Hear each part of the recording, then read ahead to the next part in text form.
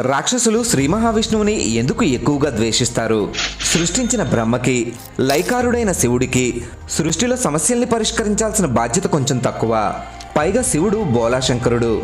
భక్తితో ఎవరు పూజించినా వాళ్ళ ఉద్దేశం ఏంటి అనేది చూడకుండా సులభంగా అనుగ్రహించి వరాలు ఇచ్చేస్తాడు. బ్రహ్మ కూడా ఇంచుమించు అంతే. వరగర్వంతో రాక్షసులు తమని తాము నాశనం చేసుకుంటూ సృష్టిని కూడా నాశనం చేస్తూ ఉంటారు. శ్రీ మహావిష్ణువు ఎన్నో అవతారాలెత్తి నిందలు మోసి సృష్టిని అనుక్షణం కాపాడుతూ ఉంటాడు. అందుకే ఆయన ఎవరిని సులభంగా నమ్మడు, వరాలు ఇవ్వడు. రాక్షసుల బుద్ధి తెలుసు కాబట్టే అమృతాన్ని అందకుండా చేశాడు. అలా అని శ్రీహరి అనుగ్రహం దేవతలకి మాత్రమే ఉంటుందనుకుంటే పొరపాటవుతుంది.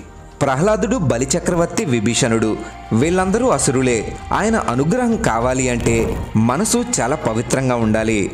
అహంకారంతో విర్రవీగే రాక్షసులు ఆయన్ని మెప్పించడం అసాధ్యం. జై శ్రీకృష్ణ.